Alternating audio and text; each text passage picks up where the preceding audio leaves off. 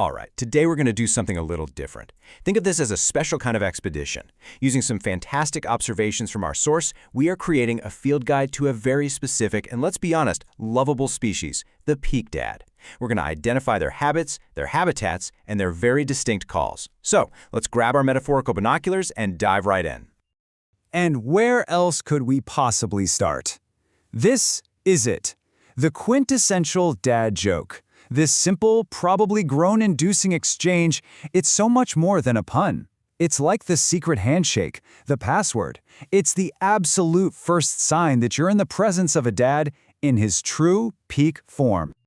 So, okay, beyond that classic opening line, what are the key features we should be looking for? To be proper researchers here, we really need a formal definition. It's time to get a little more scientific with our identification.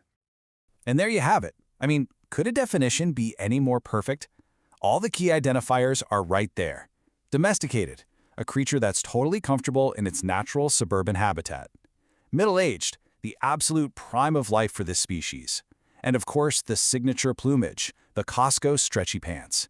You have to understand, in the kingdom of the peak dad, comfort is and always will be king.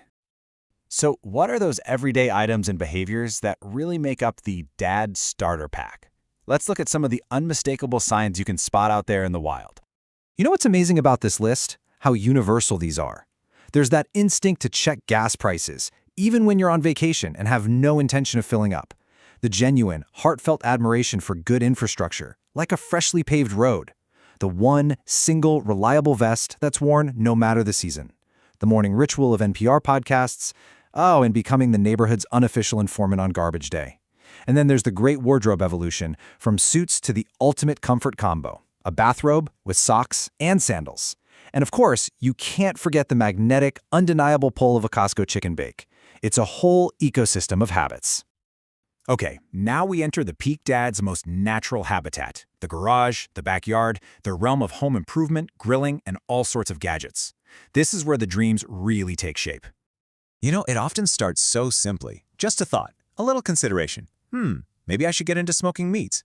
But the big green egg, it's not just a grill, is it? It's a symbol. It's a gateway drug into a whole new level of daddom.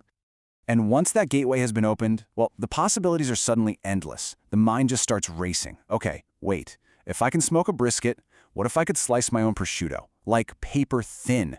Think of all the things I could slice thinly. It's the beautiful, totally logical next step. But it's not just about what you want. Oh no. There is a powerful evolutionary pressure at play here. Neighborhood gadget envy. The second you see your neighbor's new extendable camping light or their fancy clear ice machine, it sparks this primal need to keep up, to acquire, to upgrade. This brings us to the 4 distinct stages of a peak dad project. It's a true hero's journey, really. It all begins with stage 1, the aimless pilgrimage to Home Depot, just to walk the aisles and absorb the potential. Then comes stage 2, this abstract desire for a specific tool, like a power washer, but with no actual thing to power wash. Stage 3 is buying the tool, like a snowblower, but then choosing to do it the hard way, for the workout. And finally, you reach the summit, stage 4, achieving actual measurable success, like installing a drywall stud correctly on the first try. It's a beautiful thing. But hey, it's not all about gadgets and power tools. Beneath that Costco vest beats a heart of gold. So let's explore those heartwarming, sometimes surprisingly tender moments that reveal the true core of the peak dad. I mean, is there a more perfect example? This quote just says it all.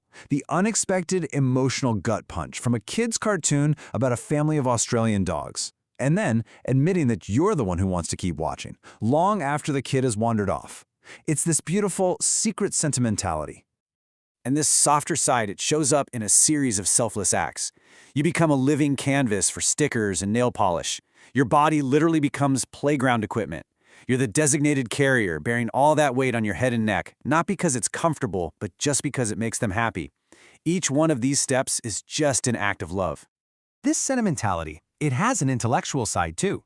You don't just watch the shows with your kids, you start to develop strong opinions. You gain this deep, almost scholarly knowledge of the lore of Amelia Bedelia, or Gabby's Dollhouse, or Arthur. You become this accidental expert on children's media, and you're not even mad about it. All right, for our final category, we're diving into a unique and, let's be honest, often baffling cognitive framework that can only be described as dad logic. The reasoning behind it is sound in its own way, but the outcomes, well, they kind of speak for themselves. This table just breaks it down perfectly. The stated plan is always so noble. I'm buying a Nintendo Switch for my wife. The reality? I will be playing The Legend of Zelda for the next 3 months. The plan? Don't worry, I can handle childcare by myself. The reality? Assemble the dad squad for immediate co-parenting and craft beer support. The plan? I know the way. I don't need a map. The reality? An unscheduled and very long scenic tour. The internal logic is flawless. The execution is creative. And this right here, this gets to the absolute heart of dad logic, the complete and total manipulation of space and time. 5 minutes is not a unit of time. It's a concept. It's a feeling. It is an abstract idea that roughly translates to sometime in the near to distant future, but definitely not in 300 seconds. This brings us to the number 2 because the peak dad operates on 2 parallel and seemingly contradictory tracks. On one track, he is fully embracing the dad bod and all the joys that come with it, like a giant turkey leg at a theme park.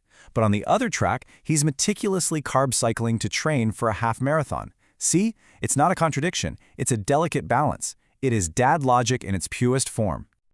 So, in the end, the peak dad is really this hilarious, heartwarming, and deeply relatable mix of practicality and total absurdity.